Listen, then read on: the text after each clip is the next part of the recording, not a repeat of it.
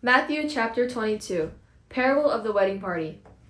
Jesus responded by speaking again in parables. The kingdom of heaven is like a king who prepared a wedding party for his son. He sent his servants to call those invited to the wedding party, but they didn't want to come.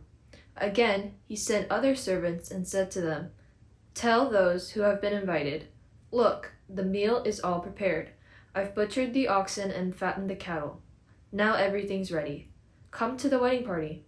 But they paid no attention and went away, some to their fields, others to their businesses. The rest of them grabbed his servants, abused them, and killed them. The king was angry. He sent his soldiers to destroy those murderers and set their city on fire. Then he said to his servants, "The wedding party is prepared, but those who were invited weren't worthy. Therefore, go to the roads on the edge of town and invite everyone you find to the wedding party." Then those servants went to the roads and gathered everyone they found, both evil and good. The wedding party was full of guests. Now when the king came in and saw the guests, he spotted a man who wasn't wearing wedding clothes. He said to him, "Friend, how did you get in here without wedding clothes?" But he was speechless. Then the king said to his servants, "Tie his hands and feet and throw him out into the farthest darkness. People there will be weeping and grinding their teeth. Many people are invited, but few people are chosen." Question about taxes. Then the Pharisees met together to find a way to trap Jesus in his words. They sent their disciples, along with the supporters of Herod, to him. "Teacher," they said, "we know that you are genuine and that you teach God's way as it really is. We know that you are not swayed by people's opinions because you don't show favoritism. So tell us what you think. Does the law allow people to pay taxes to Caesar or not?" Knowing their evil motives, Jesus replied, "Why do you test me, you hypocrites? Show me the coin used to pay the tax." And they brought him a denarius. "Whose image and inscription is this?" he asked. "Caesar's," they replied. Then he said, "Give to Caesar what belongs to Caesar, and to God what belongs to God." When they heard this, they were astonished, and they departed. Question about resurrection. That same day, Sadducees, who deny that there is a resurrection, came to Jesus. They asked, "Teacher, Moses said, if a man who doesn't have children dies, his brother must marry his wife and produce children for his brother. Now there were 7 brothers among us.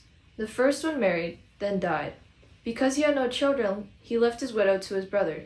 The same thing happened with the second brother and the third, and in fact with all 7 brothers. Finally, the woman died. At the resurrection, which of the 7 brothers will be her husband? They were all married to her." Jesus responded, "You are wrong because you don't know either the scriptures or God's powers. At the resurrection, people won't marry, nor will they be given in marriage. Instead, they will be like angels from God. As for the resurrection of the dead, haven't you read what God told you? I am the God of Abraham, the God of Isaac, and the God of Jacob. Isn't he the God of the dead but of the living?" Now when the crowd heard this, they were astonished at his teaching. Great Commandment. When the Pharisees heard that Jesus had left the Sadducees speechless, they met together. One of them, a legal expert, tested him. "Teacher, what is the greatest commandment in the law?" He replied, "You must love the Lord your God with all your heart, with all your being, and with all your mind. This is the first and the greatest commandment. And the second is like it. You must love your neighbor as you love yourself. All the law and the prophets depend on these 2 commands." Question about David's son. Now as the Pharisees were gathering, Jesus asked them, "What do you think about the Christ? Whose son is he?" "David's son," they replied.